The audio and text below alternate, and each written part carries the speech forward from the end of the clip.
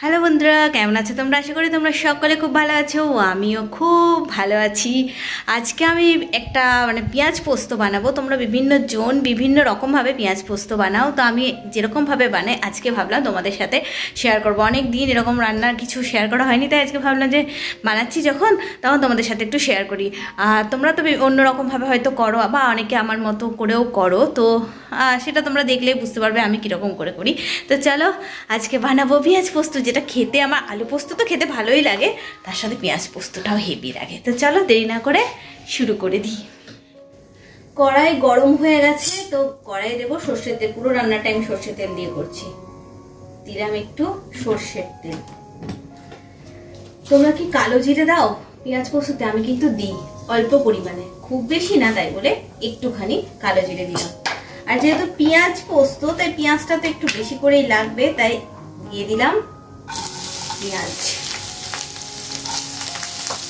আর দিয়ে দেবো টমেটো কুচি, অল্প পরিমাণে, বেশি না।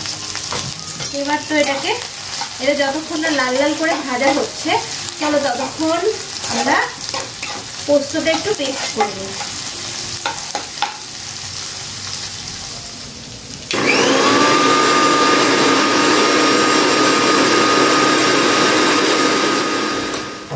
দেখো পেঁয়াজটা বেশ আর টমেটোটা বেশ লাল লাল করে ভাজা হয়েছে। পেঁয়াজটা লাল করে ভাজা হয়ে গেছে, টমেটোটাও মোটামুটি হয়ে গেছে। তো এবার এখানে আমি একটা কাঁচা লঙ্কা অ্যাড করবো, দেবো আর কি। কাঁচা লঙ্কা আমি একটাই দিচ্ছি, তোমরা যারা ঝাল খাও তারা 3-4টে দিতে পারো। আমরা একদমই ঝাল খাই না, সে কারণে একটা কাঁচা লঙ্কা দেবো।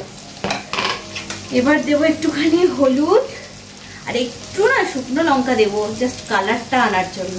একটু শুকনো লঙ্কা দিলাম, খুব ভালো কালার আসে। তারপর তো নুনটা দিলাম আন্দাজ মতো, তো তারপরে আবার পরে দেখে নেবো নুনটা দিয়ে দিই।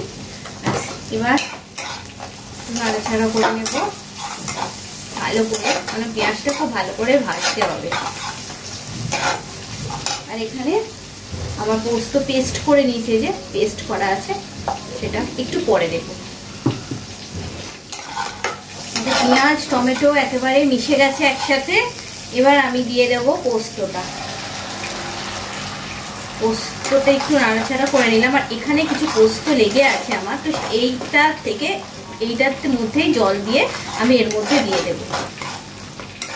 এই দেখো এইখানে জল নিয়ে দিয়ে দিলাম।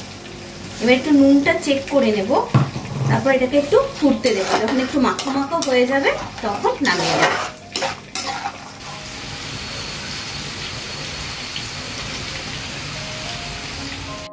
এই দেখো আমার পেঁয়াজ পোস্ত রেডি, খুব তাড়াতাড়ি, অথচ খেতে শুকনো ভাত গরম শুকনো ভাতের সাথে এটা খেতে খুব ভাল লাগে। তো আমি তো এরকম করে বানাই, তোমাদেরকে আমি শেয়ার করলাম। তো তোমরাও কি এরকম করেই বানাও, নাকি তোমরা একটু অন্যরকম করে বানাও? যদি এভাবে বানাও তাহলে তো ঠিক আছে, আর যদি অন্যরকম করে বানাও তো সেটা আমার সাথে শেয়ার করতে পারো, তাহলে তোমাদের মতো করে আমিও একদিন বানাতে পারবো। আর আমি যেরকম করে বানাই যেটা দেখালাম, সেটা এরকমভাবে তোমরাও একদিন বানাতে পারবে। তো চলো আজকের মতো ভিডিওটা এখানে শেষ করছি। খুব তাড়াতাড়ি নতুন ভিডিওর সঙ্গে নিয়ে চলে আসবো আমার প্রিয় মা। ততক্ষণের জন্য সকলে সুস্থ থেকো, ভালো থেকো। চলো আজকের মতো টাটা।